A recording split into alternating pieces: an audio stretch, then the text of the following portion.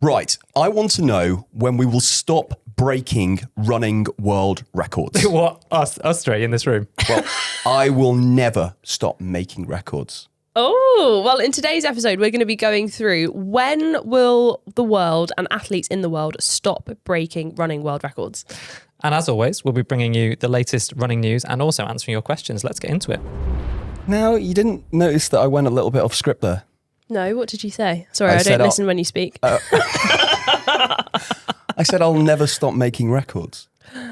Hello. You did tell us, you teased us about a week ago saying you had some big... on earth. Is this the news? Yes, you said you got some big news. Yeah, Rick popped into the WhatsApp group and said, guys, I've got some huge news for you. And we have patiently waited a whole week to find out. We had some quite fun guesses.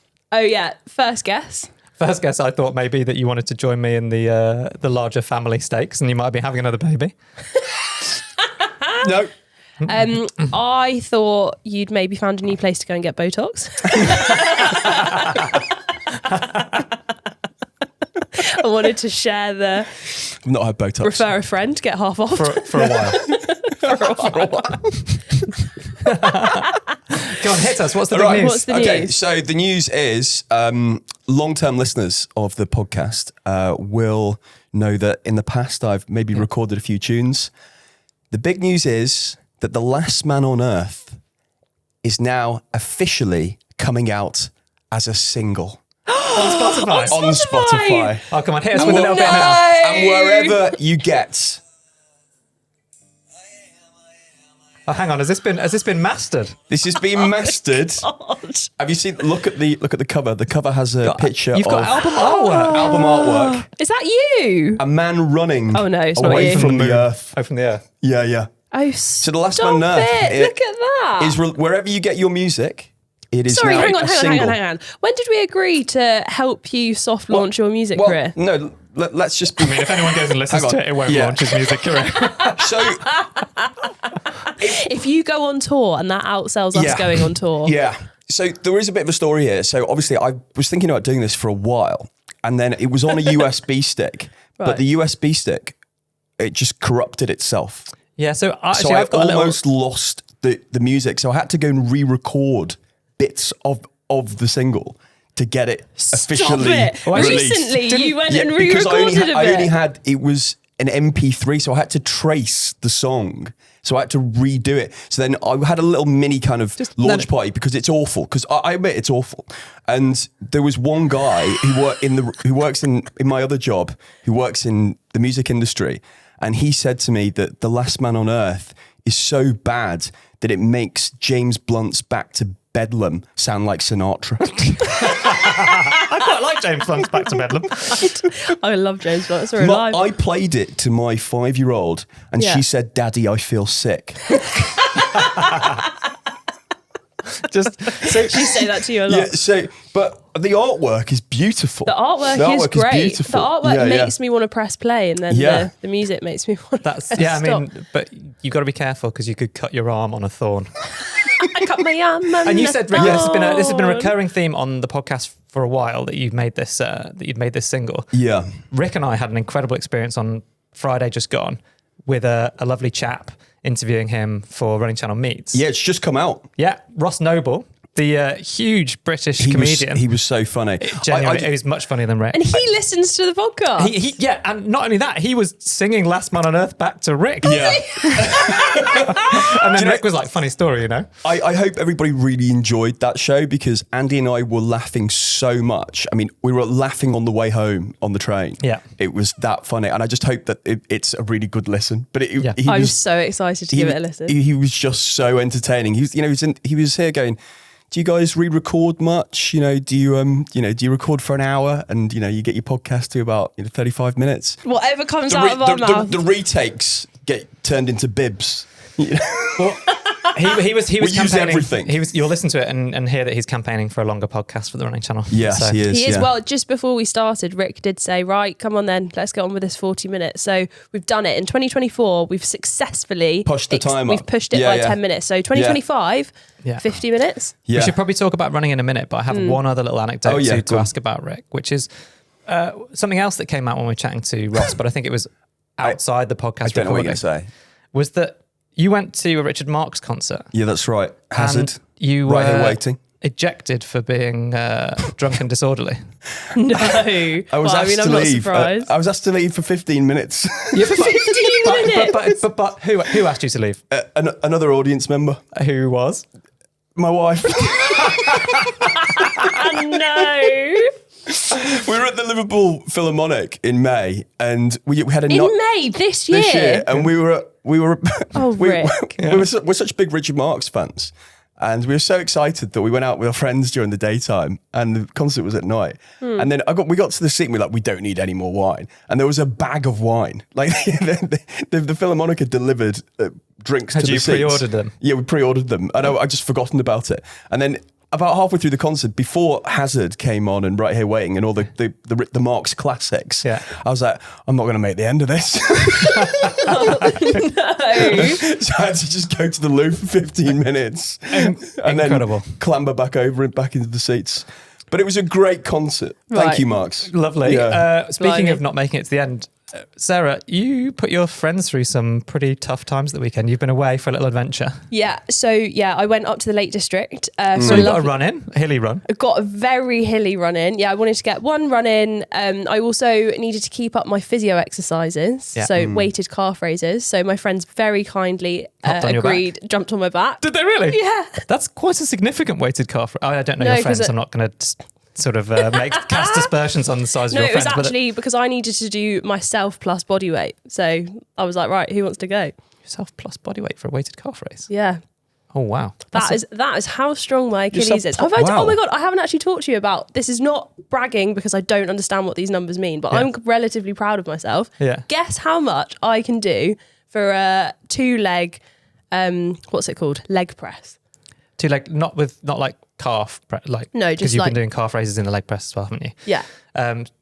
So 2 leg press, Don't go high I because don't this know. is going to be embarrassing. 50 kilos. 100. Oh, there you go. I went Isn't to that very pick my good? mark. Right, that's That's good. like Yeah. a big number. Very yeah, but I'm impressive. trying basically with weighted calf raises, I need to get up to like 60, 70 kilograms. Okay. So much easier when you're doing it with like a weight on your shoulders. On Yeah. the leg press, I'm about 50 kilograms. Yes, it's But- different. Yeah. Yeah, we're getting up. That getting sounds up like there. a lot. It's a bit scary. But yeah, so we went up to the Lake District. I went on my run in the morning, and then my friends basically said, right, let's go on a nice, like, chill walk. And hadn't one of them just had a cortisone injection into their ankle? Yeah, they had. If you're listening and you're their doctor, sorry. Yeah, so you were looking out for your friend's best interest. You thought we'll just go Yeah, and we'll have a yeah, little yeah. bimble up a sort of rocky crag in the Lake District, just you Yeah. know, an hour or so, nice Well- and easy. But which mountain did you climb? We climbed Helvellyn, which if you know the Lake District, which I do. Isn't I it the have third been, highest mountain in the it Lake is the District? third highest mountain, which we found out when we were halfway up. And Yeah. also, Third highest mountain in England. yeah. Oh, yeah. Yeah. It's well, I think it must be. If it's the third Yeah, highest in yeah. the lakes, it must be. no, because what about Erie and That's in Wales. Oh yeah, and Ben Nevis in Scotland. Yeah, there we go. There we go. So, yeah, and- good geography. Yeah, so basically they wanted to go on a nice kind of chill walk. So all I was looking at was distance wise, because like I still operate off, we all did D&V together, Duke of Edinburgh's award when we were younger. Yeah. And we always operated off, you can roughly walk like 4 to 5 kilometers an hour flat. Yeah. I was thinking, right, we're going on a flat walk. So I started looking at loads of different walk options, which were like 3 to 6 kilometers, Yeah, depending but on whether in- it was an out and back or circular. In the Lake District, that takes Yeah. quite a long time. And then I told them about Helvellyn because I was like, oh, they landed a plane on it, like in the war, like it's this really iconic thing. And I had climbed it previously. So I told them about it on the train up. And then on the morning of, one of my friends was like, oh, that one actually sounds really cool. How far is it? And then because I was still in like flat walking speed, Yeah. Googling, I was like, oh, it's only 3K. Why don't we do that? That'll probably take Yeah. like a couple of hours. Cut to 4 hours later, we have hiked up and down the mountain. We had packed a picnic to have at the top. Imagine it was Forgetting pretty it's cold and- November. Yeah, yeah. I have never been so cold. And like also we split off into like 2 pairs walking down. And then I am very much a head down, just crack on and like get it done as soon as possible if I'm not having a good time. And I realized I got slightly in front of my friend. So I was like, right, okay, I will go crouch behind a rock to get out of the gale force winds that are about Yeah. to blow me off this gosh. mountain. I crouched down, literally made no difference at all. And then as I crouched down, I was like, oh, and just I shed a little tear on the mountain because I was so cold. So yeah, I don't think I have any friends left, but I had a great time. Yeah. Well, Rick and I were a bit offended when you came in here and said, I just spent the weekend with my best friends. I was like, Really? What do you mean? We're here okay, right cheers. I Yeah. mean, have we ever done anything outside of work together? now. Oh, well, we can change that. Well, I mean, sometimes when we're away, we're not working. True. Well, you're true. never working. We've gone So abroad a true. lot together, and we've done social things. We've gone to spas. We have actually, yeah. And Yeah. I feel like when we do those things, we spend so much time together that then when we come back, we're like, okay, That- no. that'll do. Paris That'll nearly do. broke us, didn't it? Yeah, Yeah. but Malaga, we'll have a good time. But should we talk about, well, actually, how's your running, Andy? Oh, yeah, you were going to go. Sorry, I was going to go Sorry. straight into the topic. Have So you rude, been Sarah. running? I have. I had a really good weekend of running. It was Nice. I was up on the Wirral again, and it was hammering it down with rain the whole weekend. Nice. But I had, Perfect running conditions. it was disgusting, but I sort of felt like I needed to run. I needed it for my headspace. And I got out on the Saturday. I did a session 10 by K, and I was running Wirral Way? on the Wirral Way. Yeah. Yeah. And but the Wirral Way Ultra was happening at the same time, so I was running along the Wirral Way, cool. going, I guess, south on the Wirral Way. Down. Yeah, correct. And I was running into. It was a small race, so there's plenty of space. They were running towards me. And as I was running along the Wirral, I got lots of shouts from some of the people taking part. did saying, you? Andy! And then because I was doing it out and back, I then turned around and they were doing an ultra and I was only doing 1K reps. So I was going faster. So then I caught them back up again and actually managed to jog in What with do they shout at you? just, hey, Andy, good job. And I was thinking, you guys are doing the race. So it's lovely that so, people... so it's all pleasant. Yeah, Yeah. it wasn't people shouting abuse. Stop overtaking me. Yeah, you lanky bastard. All right. I feel like it wasn't an opportunity for you to abuse me. Did you say bar steward? Correct. Yes, Oh it's my a God, family-friendly car clever. park. Yeah. Car Yeah. park? I just said it's a family-friendly car park. It doesn't even make sense. But I loved it. My brain is gone. And then I did a long run on Sunday, but I had to run in the afternoon. So I was just finishing my 90-minute, 20K long run on Sunday as it got dark, which was pretty horrible. But In the Wirral as well. yeah. Oh, wow. Yeah. Discovered some new paths. You got some mileage up. I've been averaging around 50, just over 50 kilometers, just over 30 miles the last 3 weeks in a row, which has been really good. Really impressive. So yeah, I feel good. I feel back in the game running wise. And something else that's been helping me is the Running Channel Club. So to give it another little Yes. plug, we launched the Running Channel Club recently. We'd love to see you in there if you fancy it. so much chat in the Yeah. club. Well, so I would like to address something in the club. Go on. So we talked about putting what we put on our porridge. Oh, the honey. I think that might have been debacle. in one of the club podcasts. Oh, okay, it could have been. We definitely have discussed the fact you love to have golden syrup. I also think golden syrup is the elite porridge edition. But It really we've is. had I a few don't messages mind. saying that actually maple syrup or honey would both be better. But what I love is, so Matthew, who's one of the people in our club, he put up a poll this morning saying, what do you put in porridge to settle this debate? Not happy that golden syrup has been split into two different categories, squeezy tube or tin, which Yeah. is fair enough, but that means then that I think you have to add those votes Okay, together. I see. It's still losing. So that makes up 21%. Yeah. Honey is on 56%. And then I just love how they've described maple syrup. Maple syrup brackets, I'm rich / at the hotel buffet / in Canada. Which is so true. And then agave syrup has 0% of the A what votes so syrup? far. Agave, which someone told me if you don't like honey, you should try agave. Yeah. A Gavi syrup. No, that's not what I said. That's your interpretation of it. So if you do fancy But maybe that would be good. if you do Yeah. fancy even more madness from the three of us, there are exclusive episodes of the podcast in the Running Channel Club. There's also a link in all of the show notes of the podcast episode. So if you want to try and check it Yeah. out, then come and have a look. But if you don't fancy it, that's fine as well. Yeah, that is fine. Why don't we talk about some world records then? Yes. Because has anyone also been watching the second series of Sprint has just come out? No, but someone messaged me in the club saying that Gabby Thomas is in it. She is. She's in it a lot. Took me 14 minutes. Yeah, 14 minutes we've got a Gabby Thomas New reference. Yeah. record. It's so good. It covers, if you loved watching the Olympics over the summer, then the second series of Sprint has just come out, and that covers all of the trials or the Olympic trials of the kind of key nations that were favourites to win in the Olympics, and then it actually covers the Olympics as well, and it gives some really interesting insights of, you get to see the cool room, you get to see the moment that the coaches say goodbye to their athletes as they kind of walk into the cool room tent. That gives me almost that I feel nervous, anxious just listening and imagining what it was like for me. But it's also, I feel like when you see someone, so this is linked to world records because the conditions, what we see is an athlete steps up to the line and they either do or they don't break a world record. They do win a medal, they don't win a medal. Then you kind of imagine like, oh, well, they're in this incredible kind of, you then just get showered with all of this stuff as you finish. But actually what was really interesting is on one of the like second to last episodes, Julian Alfred, who is from St. Lucia, won St. Lucia's first Olympic medal and got a gold medal. Yeah. She absolutely smashed the 100 metres, didn't break the world record, but got the gold medal. Yeah. Straight after it happened, she gets like chaperone. She obviously like does her victory lap, rings the bell, comes out of the stadium. Yeah. And then should have done all the media stuff as well, I imagine. Yeah, must have done all of that. But then what you see is that she comes into kind of like, I think it's maybe like under the stadium. Yeah. And she's in this weird kind of like entrance tunnel, probably for deliveries, just jogging up and down doing shuttle runs for her cool down. Yeah. And you see basically the moment where it all sinks in what she's done, and she just absolutely breaks down. And I just thought that's so interesting to see, because what most people see is just the kind of the glory moment where you just got so much adrenaline, you don't know what to do with it. It's so much less glamorous than you'd imagine. Obviously, I never won an Olympic medal, as you like to remind me about. But even by the you won loads of other stuff. Thanks. Quite often you do the 1500 meter final when I ran it, I think was one of the last events of the evening. So by the time you do it, you go through the mixed zone with the media. You might even get called for drugs testing as well, which then means that by the time you get out of that, there's literally no one there anymore. But then you go under stadium, you go back out onto the warm-up track, and it's dark, it's desolate. Most of the people have packed up. There might be like one or two physios from your country left.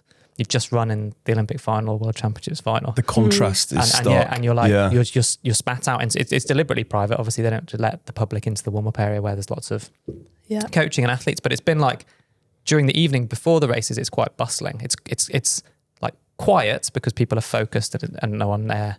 They're preparing for their finals and stuff, but it's bustling because there's loads of stuff happening. There's loads of events that people are getting ready for.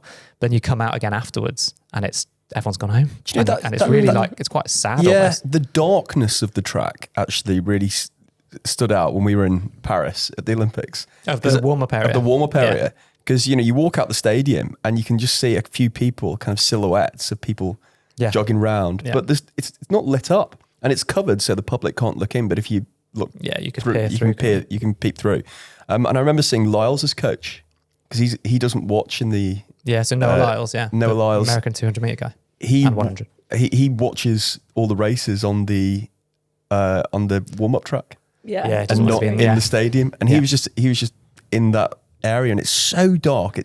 You're right, it's desolate. It's mad, isn't it? Yeah, it must be such a strange come down. And then you've got to certainly like, if she's just won the 100 metres, that was early in the programme. So then you know that she's coming back for the 200 and maybe the relay. Yeah. And so then you actually you've just done this, one of the most famous iconic moments in world sport. And then you're like, oh, I've got to get ready to do another one in tomorrow or the next day. So you go through your routine of the warm down, the stuff with physios, maybe it's an ice bath, I don't know. And you're just doing all of that completely on your own until probably 2 a.m. Then you go back to the village again, that'll be deserted because everyone's asleep. But they do serve food 24 hours, so you'd be getting the food and then going to bed. It's like, very not glamorous. But those are the environments in which world records can be set because of one of the things we're going to talk about is what helps you set a world record. And I think that the atmosphere, the pressure, the like desire to perform in front of a big crowd is a big performance enhancer, as long as you have the kind of makeup to be able to withstand that pressure, I suppose.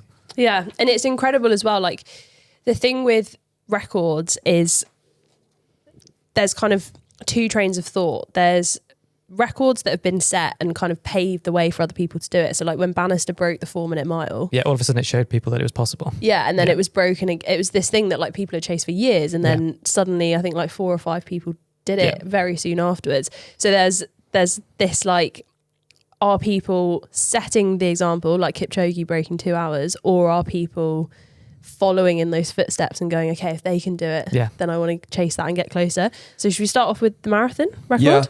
Yeah. So the marathon record, when it first started out in 1908, the record for the marathon was 2 hours and 55 minutes. Yeah. I mean, that is crazy how much that's dropped. So over the next 50 years, the record was beaten 22 times, knocking more than 40 minutes off the time. But in the 50 years after that, the time dropped by another 10 minutes. And since 2002, the record's improved by 4 further minutes. So that keeps getting pushed. And we've seen it even in the women's recently. The margins by which it gets improved is smaller. Is smaller. But we've seen a new women's marathon record time. But when I was looking down the list on this, you see, right, okay, so they're all going, but then there are some running records that actually go back to the 80s. And 90s. So some of them are being pushed constantly, like the marathon and the half marathon. And I'm going to be clear here. I'm not accusing anybody of doing anything wrong whatsoever. But the 80s was a different time and the 90s was a bit different time. I do think, without naming individual records, because that might get us in trouble, there's a perception that the 80s and 90s, certainly in the 90s and late 90s, and then into the early 2000s, that was the era of EPO. Yeah. So the Lance Armstrong stuff, that the big scandals with Festina and the cycling teams, all of that stuff was happening. And then prior to that, there was state-sponsored doping in various different countries. So I do think there are probably some records that people think are suspicious in the past. Yeah. But you can't, unless it's come out as proven in like documents or whatever, it's very hard to say for sure which ones are those. But that does mean that some stuff on the road has been able to get broken more recently because that's where the technology's had the biggest impact in the last 5 years. Shoes. With the super shoes. Yeah. And also timing. I didn't realise that how things were timed in the 80s and 90s. It's just timed a lot more accurately now. So when we're talking about milliseconds, that you can be far clearer and more sure that a time is accurate. Yeah, and that's definitely more relevant the shorter you go. You know, if you're talking about breaking it by 100th of a second in the 100 meters versus, say, the marathon where it has been broken by seconds or minutes at a time. Well, yeah, wasn't the men's 100 meter gold, the difference in separation was like 5,000ths of a second? Isn't that, in the final in Paris? Yeah. It was one of the closest finals in history, wasn't it? This blew my mind. On the 100 meters, by the way, some studies have suggest that the fastest possible 100 meter sprint time is around 9.44 seconds, and that is just 0.14 seconds faster than Usain Bolt's current world record, which was set in 2009. So that is how efficiently these runners are performing the 100 meters. Yeah, and when we were looking at the research before the show, thankfully, producer Owen did a lot of this research, but I didn't do the research. He didn't do the science at the University of Wyoming. Producer Owen's been out in his lab coat for weeks. He's just been out studying the elite athletes. He's been out with Gabby Thomas, actually. Lucky, yeah. If you've seen... Yeah, so there was some research from the University of Wyoming that suggested it wasn't going to be limited, the 100 meters time, by the amount of force that runners could put into the ground, but actually by how fast they could physically swing their legs through in the different phases of their running. So that's interesting in itself. Yeah. The efficiency is just incredible. Have you been to Wyoming? No, I haven't. No. Have you? No. Right. Oh. Maybe we should go on a little trip. Do you think if we hit that point, so if whatever the women's equivalent is, if a man or a woman hit that, so for men's 9.44 seconds. Yes. And it was kind of broadly understood that it's incredibly unlikely for a human being to be able to go any faster than that. We're drawing a line under the record. That's kind of it. Would you still be as invested in the men's 100 meter final? I was thinking about this over the weekend. Yes, because that record was set in 2009. It's set 15 years ago, and the conditions on the day and your mental state on the day still creates the competition, doesn't it? Because there's a reason that's not been broken for 15 years. You don't know what wind speed it's like. You don't know what different conditions those athletes are in going into that game. You don't know what the track surface is going to be like. You don't know what the weather conditions are going to be like. And so I guess there's still so many variables. You're also still invested in the people on that day. That's what the Olympics and the championships are for me. I don't really care how fast people run. I want to see the competition. I want to see, that's why the 1500 meters was magical for me, because it was all about that rivalry. It wasn't about someone trying to break a record. That's what I love watching in track and field now. And I've fallen slightly out of love with the times in a way because of shoes. The technology has changed. The track surfaces have changed in a way that seems to have allowed people to take a big leap forward in particular distances. It's also so hard because you can't play like the top trumps of running where you get like Linford Christie, you get like every single like superstar of running together all on the track. Like I personally would play that computer game. So top trumps, the card game you mentioned. So I had given by a friend of mine. They'd found they had. Stop it! You were a top trump Yes. card. Well, I wasn't the top trump. Were you obviously. both top trumpers? Well, Sarah is. She's farted a hole in her special running underwear recently. She Oh my admitted. gosh! Stop saying that out of context. I know there's not a lot more context than we can give to that, but we were having a very serious conversation about the unglamorous side of running, and I happened to mention that my favourite pair of running underwear now has a hole which lines up perfectly with where I've probably farted Sarah, during a race. which bit of context did Andy miss out there? Yeah. It's just a lot to drop. Like, I'm so sorry if you're listening to this in the morning. We were talking about world records though. Yeah. So top Back trump. to you. So I found it in my son's bedroom the other day. He must have been he put it in with his Pokemon cards. And there's a card from 2012. There's a picture of me on it, and it has strength, whatever number. Oh my gosh. Speed, endurance. Please, can you Do want me to bring it in? Yeah. Okay. Yeah. I just think want to I'm pretty see. average at all of I it. just want to see what you rank. Love it. I'm fuming. Absolutely fuming. Absolutely fuming. Sorry. So I think that, there seems, I don't know, logic would say in my mind that you'd get to some kind of human limit. But every time I've thought that stuff would never happen, we've made these advances. And so the track surface, the conditions, for example, there are track and field athletes in the sprint distances 400 meters below that go to a place in it's either France or Switzerland called Chaux de Fonds, where it's at 999 meters because you're not allowed to set qualifying times for the Olympics or whatever above 1,000 meters of altitude because the air is thinner, so it's physically easier for you to run sprint distances and jumps and so on. So I seem to remember actually it was in 1968, I think Mexico City, which is at altitude, some of the jumps records were set there.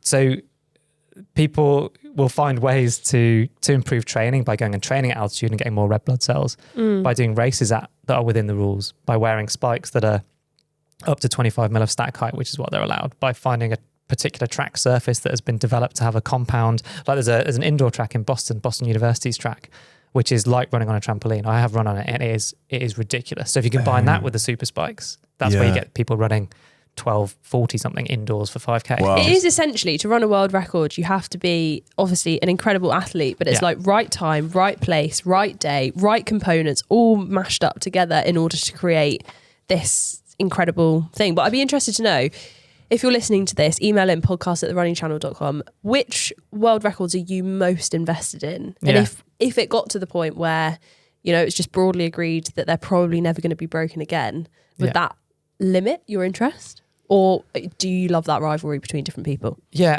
as a wrap up on it, almost, what's interesting to me is that when super shoes first started to come onto the scene, so post 2016, I think they got debuted at the Olympics there sneakily. People didn't know that the athletes were wearing them.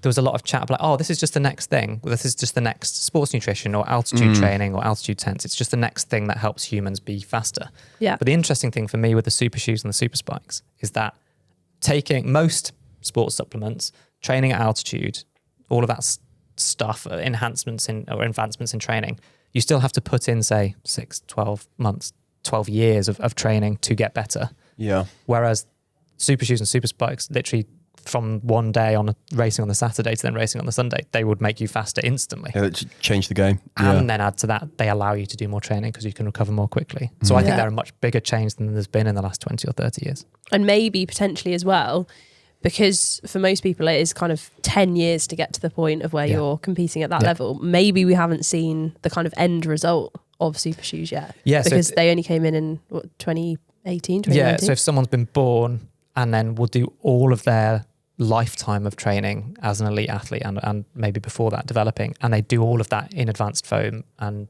super shoes, then does that mean we haven't seen the limit yet? Because I was limited, I think, by probably ability and genetics, but also by just how much I could train. My body got beat up from the shoes I was wearing and the amount of miles I put in. But if you could run twice as many miles as I ran and do them at twice the intensity, in theory, then would you be loads better? And they do also make super shoes in kid sizes, which I think they've just launched them. I did do a double take when I first saw it, but yeah. But sorry, Rick's trying to wrap us up. But I was speaking to a friend who's a PE teacher at school, and he's facing that real problem of he knows what it takes to coach particular kids and has done for the last 10 years. But then if half of his cohort of say 6 or 7 kids show up on a Tuesday night at the track, in super shoes or super spikes and the other half haven't got them. How do you coach that group together?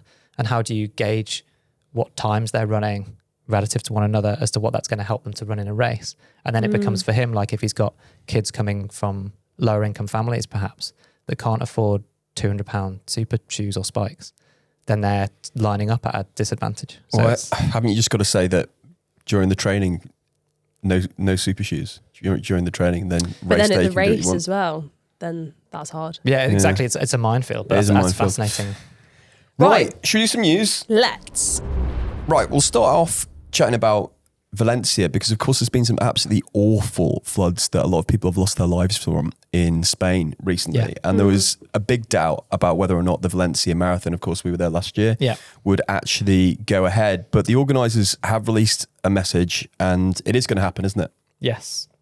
They've released a lovely message, actually. It must have been an incredibly hard decision to make as to whether it's the right thing. If you don't put it on, then does the city lose out on a big influx of tourism and money and so on that's going to, hopefully support what's going on? Yeah. And if you do put it on, then does it seem insensitive to what's happened? So they've obviously wrestled with that. And actually the lovely statement, a part of their statement was, luckily, as always, after every storm comes a sunrise. That's why I want to share that with you on December the 1st, and Valencia awaits you to celebrate a marathon that will be much more than a race. Yeah. I mean, it is a fantastic city. Yeah. It's a lovely course. The 3K of it that you saw. I didn't see that much. No. Yeah. The view out of your hotel room down onto the course. But yeah, if you are going, I hope you have a great time and I hope it all goes really smoothly. And best of luck to our videographer Tito, who is also going and hoping to run a PB. Do you know what? Yeah, he's trying to get even faster than you, right? He's just trying to put it out of sight. Because honestly, I just don't even think it's a head-to-head anymore. He just ran a half marathon PB in Verona. He can... Yeah. Tito is one of these people who he's just permanently on holiday. Like, how much holiday do you give him, Andy? It's his lovely wife books the most intense 2-day holidays. Yeah. So he's had no holiday at all. It's just every weekend. Yeah. He flies out on a Friday night. He flies back in on a Sunday night. Oh, so it actually doesn't travel that much at all. It's like people listening to this podcast probably think, I'm an alcoholic. I barely drink. Yeah. Well, I mean, I don't know whether barely drink's true. Barely work is more true. See, Tito works full time. He's earned that holiday, Rick. When you knock out your 2 hours a week on the podcast, it's hard to accrue annual leave. I was with you on Friday with Ross Noble. Yes, you were. Sorry. Yeah. Wait, have you given him his half an hour? Yeah. I'm going to Malaga with you in a few weeks' time. Yes. Yeah. Oh, you'll accrue a lot of annual leave. Yeah, can't wait. Yeah. There was another news story, a very quick one, which is Etienne Daguino set a European 10K record in Lille, running 27:04 to take 3 seconds off Jimmy Gracier's mark with a super run in the French city. That is super fast, isn't it? Just how... Yeah. Because, not that long ago when I was competing, 27:45 would have been like an Olympic qualifying time on the track. People always used to run faster on the track. Not true anymore. So to run that sort of time is crazy. Really exciting. Right, let's do some questions. Dan from Welwyn Garden City in Hertfordshire. Hi, Andy, Rick and Sarah. I recently completed my first ever half marathon. In the lead up to race day, I switched from listening to podcasts to playing inspirational music during runs. Hello. Like, I'm the last man on earth. Like Rick, I'm a big fan of the 80s soft rock bangers, and I was hoping that John Parr's Anthemics and Elmo's Fire would come on. How does that go? 400 metres to go. That sounds like Ghostbusters. St. Elmo's Fire. Isn't that it? God, I've no idea. Your music industry friend that helped you re-record The Last John Man on Parr, Earth. yeah. That must have been a pretty difficult record. Yeah. Not for Rick. No, he's loving it. Was that it? He said he had a headache that lasted 24 hours. I think he probably said, I wish I was the last man on earth right now. Anyway, Dan, that takes him over the line. And he was hoping for it. Yes. That said, I'd gone back and forth for a while on whether to introduce music to my runs. What if I couldn't resist the BPM and went off way too fast, ruining the end of the race? My question for you guys is whether you have a preferred running soundtrack and whether you stick to the tried and tested for race days or mix it up. He sounds like you, Rick. The playlist carried him to a finish time 10 minutes faster than he was hoping for. Yeah, well, congrats on that, Dan. Very like you. yeah. At your I half feel marathon. a little bit upset because I'm vain enough to assume that the podcast you've decided to substitute for music is our podcast. Yeah, that's It's tough. probably up to date. Yeah, okay, Mate, fair I enough. see what you Would mean. you want to listen to reruns of us whilst running a race? Oh, I have gone back and listened to some and Have chuckled, you? chuckled to How myself. far have you gone back? Chuckled to myself. Have you gone back to January 2023? Well, we actually first started. dug out the very first ever pilot. Which was just me and Sarah before we realised that we needed your lovely self to help us And then make quickly this what it is. regretted that decision. I don't know. I should be offended by that. So you two just did a pilot without me. Yeah. We just But to then test the equipment. we mate, did get just to the test end. equipment. Yeah. Just to test the equipment. But then we did get to the end of it and we went, there's something missing from this. If only we had the last man on earth. I said to you, I remember turning to you, there's definitely not enough skincare chat. No. Yeah. And I turned to you and went, I cut my arm on the thorn.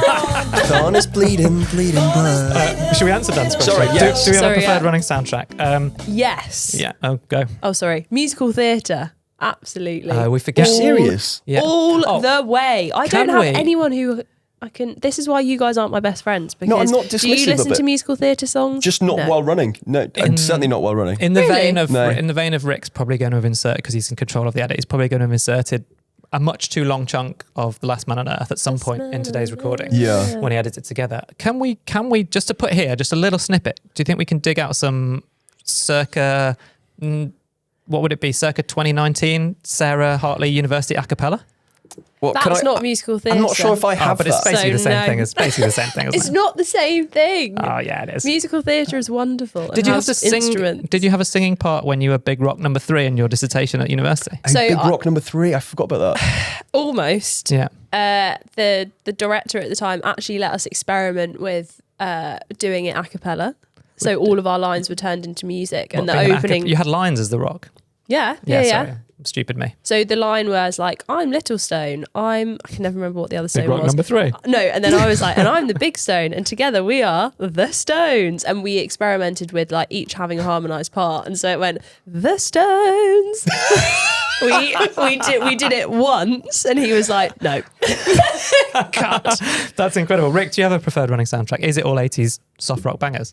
I imagine there'd be some Diana Ross, some Phil Collins. Yeah, there's a lot of that. There's a lot Lionel of that. Richie? Yeah, I find that Lionel Richie's more Parsi music. Okay. Yeah, soft rock, 80s bangers. Actually, a bit of John Parr in there occasionally as well. What's the song? Is there a song called You're the Best? You're the best. I imagine you listen to that. Who You're sings the that? best.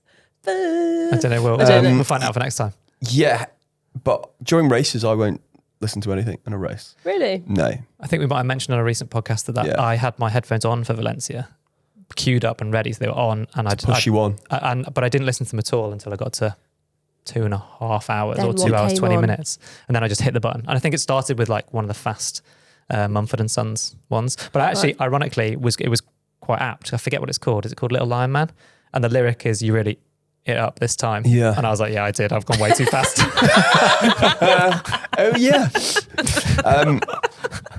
But I understand. So imagine you running along like, yeah, Yeah, I have. yes, I have. Yes, I have. We've got a favour to ask again. Oh, have we? Yeah, we would like people to consider joining the club if they're interested in more of this rambling stuff, if they want to see any bite-sized courses that we've put together that are special, and if you'd like to attend live Q&As with us in the app. Also, there is a community of lovely runners where we would put you together with people chasing the same goals. I think that is the best bit of feedback that we've had from the club, is a lot of people saying, thank you for saving my marriage, my friendship, Seriously? Yeah, genuinely. my Gosh. workplace. Because if you are that person who is the runner in Yes. your friendship group, I am to my friendship group. Yeah. It allows you to have a place where you can ask those questions, or you can share your achievements, A safe space. or you can just Yes. do a poll about what you put on Yeah. your breakfast porridge, and you get loads of comments underneath, and it is Yeah. really lovely. Yes, it's heartwarming. So Well, we'll play you out with this. Oh God! Not more Last Man on Earth. I'm so Can you- sorry, do you everybody. mean- When's the album coming out? Oh, Because let me tell the you, Modern Dilemmas.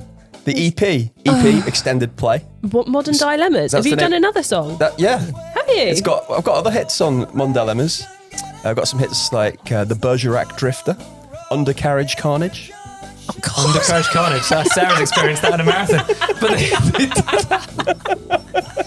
Oh my God, this is absolute chaos. Thank you so much for listening. Can you email into podcast@therunningchannel.com with what you think Rick's modern dilemmas might be? Christmas number 193. That's what you're going for? That's the target? Yeah. On the chart? Yeah. Okay, guys, can we help him? Mate. Aim high. Aim high. Do not help him. His ego is big enough. Bye-bye. Bye-bye.